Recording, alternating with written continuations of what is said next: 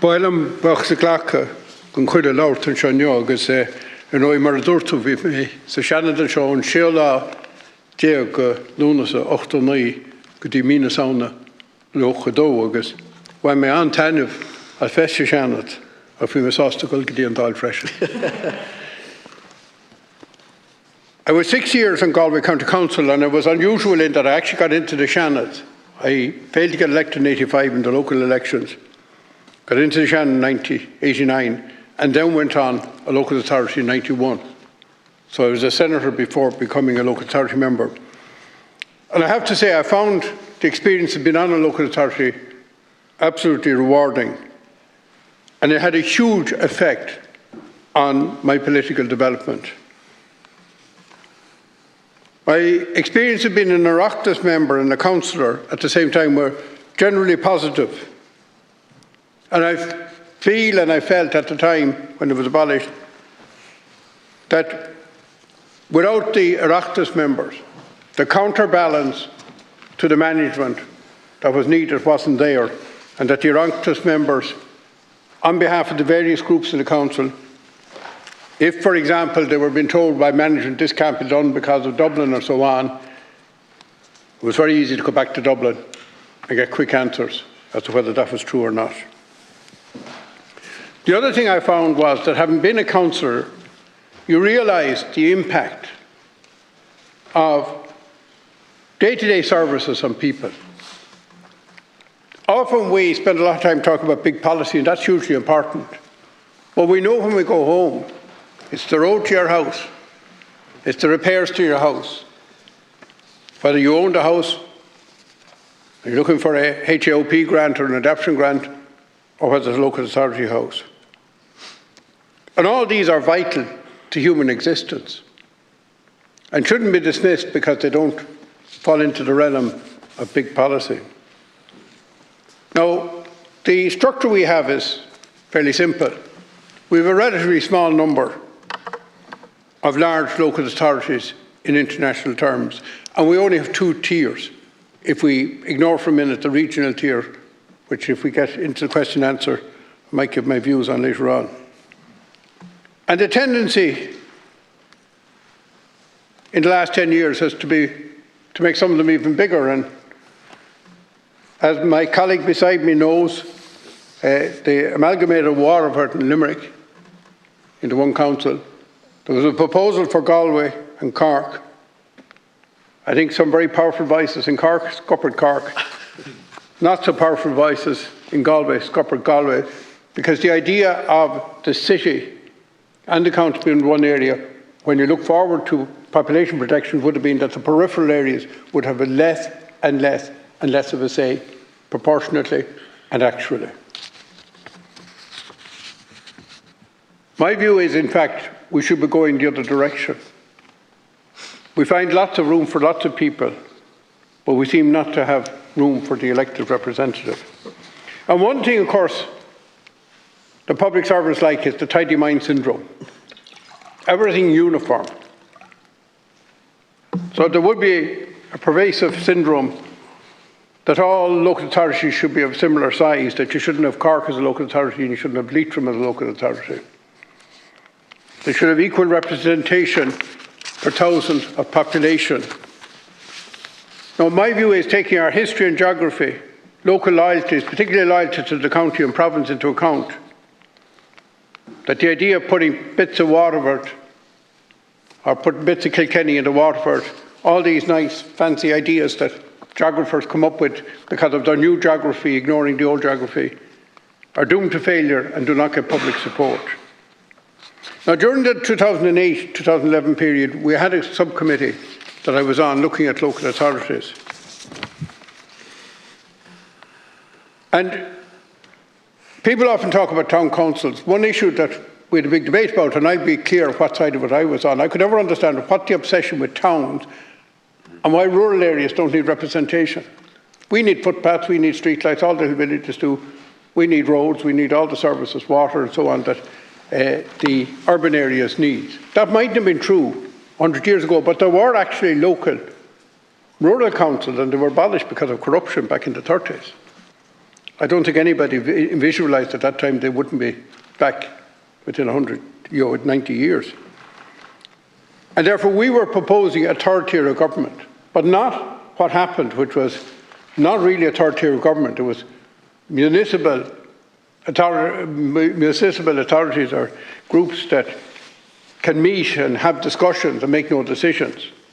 The idea was that the municipal authorities would be strong, funded, have a dedicated office and dedicated finance, and that every decision that they could make autonomously would be made by them, and that not everything would be referred to the local authority. In fact, the idea was that you might only have less local authority meetings because so much of the small decision making would be taken locally.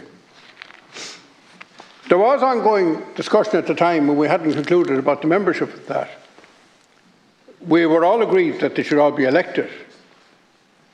But it was felt that the membership would include, unlike the town council, would include all local authority members elected for that area, but would have a top-up of more members to make them viable councils, and as well as that, to get into the nooks and crannies of communities that aren't represented. Now, I think that this should be looked at again, because we need starter politics for people. And particularly with the challenges of minority groups, women and so on getting elected, which we've seen, it would be an opportunity for people to start their career at the very local level, then build to the county, the national, and maybe they skip a few layers till they got as far as Europe. One thing that concerns me at the moment, I've seen it with the Udros election, all this, we cannot afford democracy, so elections are dear. Autocracy would be a lot dearer.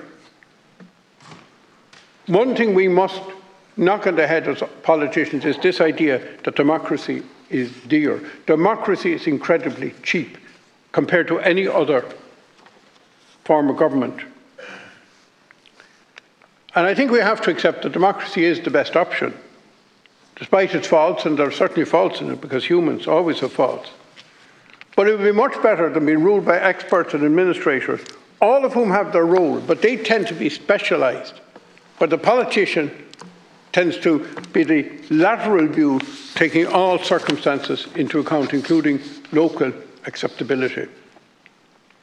One thing I'm absolutely passionate about, and I think this has come to the fore, is the need to remunerate elected members commensurate with the work they do.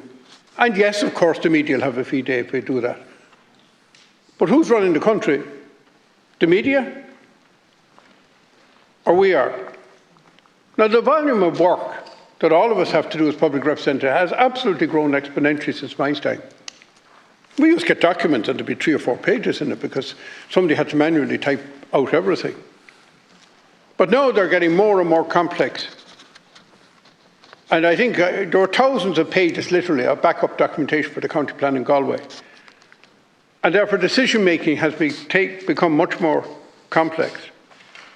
I think it's fair to say that most or many councillors find it hard to combine work and council membership and family.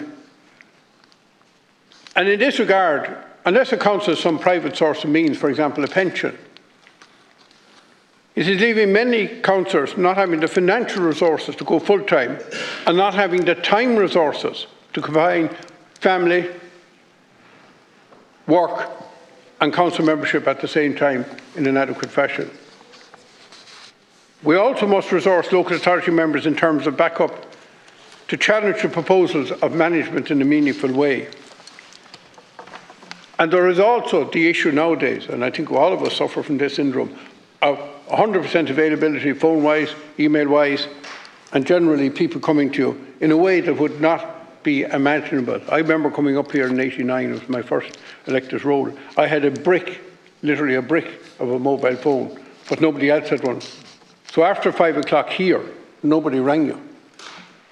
There were no emails, so unless you got it in the morning or afternoon post, you didn't get it, and so on and so on.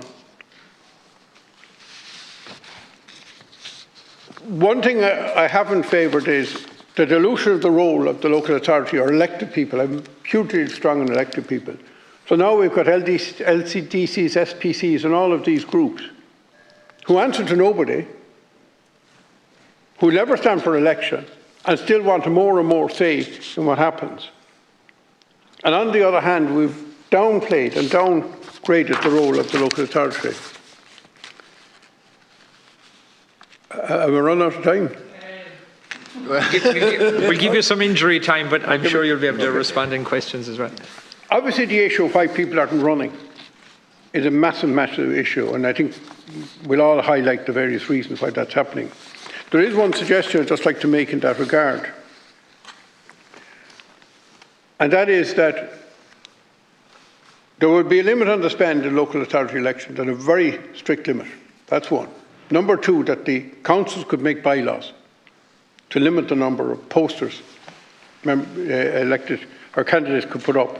But that the third thing, and this would be vital, to give profile to new candidates, that the local media, print and radio, would be given funding to cover the elections thoroughly on the basis, of course, equal exposure for all candidates and of fair play. I give the rest of my question and answer because I don't want to bore the House. Thank you.